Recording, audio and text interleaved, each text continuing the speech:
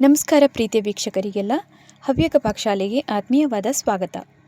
ಸ್ವೀಟನ್ನು ತಿನ್ನಬೇಕು ಮಾಡಬೇಕು ಅಂತ ಅಂದರೆ ಬರೀ ಒಂದು 10 ನಿಮಿಷದಲ್ಲಿ ರೆಡಿಯಾಗುವಂಥ ಈ ಬೀಟ್ರೂಟ್ ಹಲ್ವವನ್ನು ನಾವು ಮಾಡೋದು ಹೇಗೆ ಅಂತ ನೋಡೋಣ. ತುಂಬಾ ಇದು ರುಚಿಕರವಾಗಿ ಬಂದಿರುತ್ತೆ. ಬನ್ನಿ ಮಾಡುವಂತಹ ವಿಧಾನವನ್ನು ತೋರಿಸ್ತೀನಿ ಇಲ್ಲಿ. ಬೀಟ್ರೂಟ್ ಹಲ್ವವನ್ನು ಮಾಡೋದಕ್ಕೆ ಮೊದಲಿಗೆ ನಾವು 2 ಬೀಟ್ರೂಟನ್ನು ನಾನು ತಗೊಂಡಿರುವಂಥದ್ದನ್ನು ಚೆನ್ನಾಗಿ ತೊಳ್ಕೊಂಡಾದ ನಂತರ ಇದರ ಹೊರಗಿನ ಸಿಪ್ಪೆಯನ್ನು ನೀಟಾಗಿ ತೆಕ್ಕೊಳ್ಳೋಣ. ನೀವು ಎಷ್ಟು ಬೀಟ್ರೂಟ್ ತಗೊಳ್ತೀರೋ ಅದಕ್ಕೆ ಅನುಸಾರವಾಗಿ ನಾವೀಗ ಸಕ್ಕರೆ ಆಗಿರ್ಬೋದು ಬಾಕಿ ಎಲ್ಲ ಐಟಮ್ಗಳನ್ನು ಹಾಕ್ಕೊಳ್ಬೇಕಾಗತ್ತೆ. ಈಗ 2 ಬೀಟ್ರೂಟನ್ನು ಸಹ ಹೊರಗಿನ ಸಿಪ್ಪೆಯನ್ನು ನೀಟಾಗಿ ತೆಕ್ಕೊಂಡಿದ್ದೀನಿ. ನಂತರ ಇದನ್ನು ತುರ್ಕೊಳ್ಬೇಕಾಗತ್ತೆ. ನಾವೀಗ ಎಷ್ಟು ನಮಗೆ 2 ಬೀಟ್ರೂಟಲ್ಲಿ ತುರಿ ಬಂದಿದೆ ನೋಡಿ, ಅದಕ್ಕೆ ಅನುಸಾರವಾಗಿ ಸಕ್ಕರೆಯನ್ನು ನಾವು ಅಳತೆ ಮಾಡಿಕೊಂಡು ಹಾಕ್ಕೊಳ್ಬೇಕಾಗತ್ತೆ. ಅದಕ್ಕಾಗಿ ನೋಡಿ, ಚೆನ್ನಾಗಿ ನೀಟಾಗಿ ಸಿಪ್ಪೆಯನ್ನು ತೆಗೆದಾದ ನಂತರ ಸ್ವಲ್ಪ ದೊಡ್ಡಕ್ಕಾಗಿ ಬರುವಂತಹ ತುರಿ ಮಣೆಯನ್ನು ತಗೊಳ್ಳಿ. ಆದಷ್ಟು ಇದು ನಾವು ಸಕ್ಕರೆಯಲ್ಲೆಲ್ಲ ಹಾಕಿದಾಗ ಕರಗಿ ಹೋಗುತ್ತೆ. ಇಲ್ಲ ಅಂತಂದರೆ ನೋಡಿ, ಇಷ್ಟು ದೊಡ್ಡಕ್ಕಾಗಿ ಬಂದರೆ ನಿಮಗೆ ಚೆನ್ನಾಗಿ ಬರುತ್ತೆ ಹಲ್ವ ಕೂಡ. ಈಗ ತುರಿದಂತಹ ಈ ಬೀಟ್ರೂಟನ್ನು ನಾವೀಗ ಅಳತೆ ಮಾಡಿಕೊಂಡು ನಾವು ಹಾಕ್ಕೊಳ್ಬೇಕಾಗತ್ತೆ ಬಾಣಲಿಗೆ. ನಾನು ಈಗಾಗಲೇ ಬಿಸಿಗೆ ಬಾಣಲಿಯನ್ನು ಇಟ್ಕೊಂಡಿದ್ದೀನಿ ನೋಡಿ. ಇಷ್ಟು ದೊಡ್ಡಕ್ಕಾಗಿ ಬರಬೇಕು ತುರಿ. ಆದಷ್ಟು ನೀವು ಕೂಡ ಇದೇ ರೀತಿಯಾಗಿ ಮಾಡ್ಕೊಳ್ಳಿ. ಈಗಾಗಲೇ ಬೀಟ್ರೂಟ್ ತುರಿಯನ್ನು ಅಳತೆ ಮಾಡಿಕೊಂಡು ಹಾಕ್ಕೊಳ್ತಾ ಇದ್ದೀನಿ. 250 ml ಕಪ್ಪಿನಿಂದ 2 ಕಪ್ಪು ತುರಿ ಸಿಕ್ಕಿದೆ. ಅದಕ್ಕೆ ಈಗ ಅಳತೆ ಪ್ರಮಾಣಕ್ಕೆ ಅರ್ಧ ಕಪ್ಪಿಗಿಂತ ಒಂದು ಸ್ವಲ್ಪ ಜಾಸ್ತಿ ಅಂದರೆ 3/4 ಕಪ್ಪಿನ ಆಸುಪಾಸಲ್ಲಿ ಸಕ್ಕರೆಯನ್ನು ಹಾಕ್ಕೊಂಡಿದ್ದೀನಿ. 1 ಕಪ್ಪು ಕಂಪ್ಲೀಟಾಗಿ ಹಾಕೋದಕ್ಕೆ ಹೋಗಬೇಡಿ, ತುಂಬ ಸಿಹಿ ಜಾಸ್ತಿ ಆಗೋಗುತ್ತೆ. ಅದಕ್ಕೋಸ್ಕರ ನೀವು ನೋಡಿಕೊಂಡು ಹಾಕ್ಕೊಳ್ಳಿ. ಸಕ್ಕರೆಯ ಜಾಗದಲ್ಲಿ ನೀವು ಬೆಲ್ಲವನ್ನು ಕೂಡ ಹಾಕ್ಕೊಳ್ಬೋದು. ಬಟ್ ನೀವು ಬೆಲ್ಲವನ್ನು ಹಾಕ್ತೀರಿ ಅಂತಾದರೆ ಕಂಪ್ಲೀಟ್ 1 ಕಪ್ ಆಗುವಷ್ಟು ಹಾಕ್ಕೊಳ್ಳಿ. ಈಗ 2 ಕಪ್ಪು ಬೀಟ್ರೂಟ್ ತುರಿಗೆ ಅರ್ಧ ಕಪ್ಪು 1 ಕಪ್ಪು ಬೆಲ್ಲವನ್ನು ಹಾಕ್ಕೊಳ್ಬೋದು. ಸಕ್ಕರೆ ಮಾತ್ರ ಅದರ ಪ್ರಮಾಣವನ್ನು ಆದಷ್ಟು ಕಡಿಮೆ ಮಾಡಿಕೊಳ್ಬೇಕು. ಈಗ ಅದು ತುಂಬ ಲೋ ಫ್ಲೇಮಲ್ಲಿ ಬೇಯ್ತಾ ಇರಲಿ, ಸಕ್ಕರೆ ಕರಗಲಿ ಅದು ಚೆನ್ನಾಗಿ.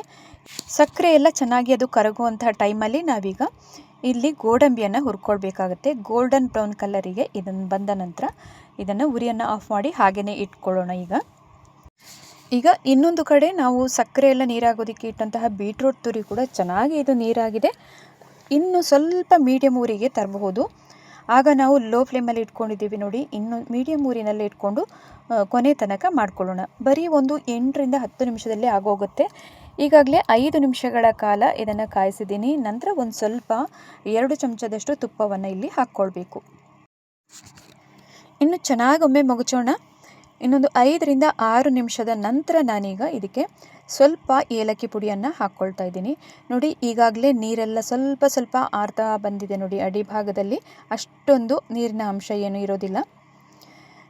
ತುಂಬ ಅಂದರೆ ತುಂಬ ಬೇಗ ಹೋಗುತ್ತೆ ಫ್ರೆಂಡ್ಸ್. ಇದು ಏನು ಅಂತಂದರೆ ನಿಮಗೆ ದಿಢೀರಾಗಿ ಯಾರಾದರೂ ಗೆಸ್ಟ್ ಎಲ್ಲ ಬಂದರು ಅಥವಾ ಏನಾದರೂ ತಿನ್ನಬೇಕು ಅಂತ ಅಂದ್ಕೊಂಡಾಗ ನೀವು ಈ ಥರದ ಸ್ವೀಟನ್ನು ಮಾಡ್ಬೋದು.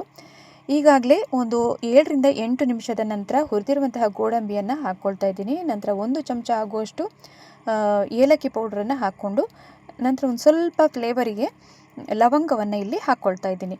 ಇವಿಷ್ಟನ್ನು ಹಾಕಿ ಆದ ನಂತರ ಚೆನ್ನಾಗೊಮ್ಮೆ ಕೈ ಆಡಿಸ್ಬೇಕು. ಇಷ್ಟೇ ಇದು. ಇನ್ನು ಲಾಸ್ಟ್ ಹಂತದಲ್ಲಿ ಒಂದು ಸ್ವಲ್ಪ ಅಷ್ಟೇ ತುಪ್ಪವನ್ನು ಕೊನೆಯಲ್ಲಿ ಹಾಕಿಬಿಟ್ರೆ ಬೀಟ್ರೂಟ್ ಹಲ್ವ ಕೂಡ ರೆಡಿಯಾಗುತ್ತೆ.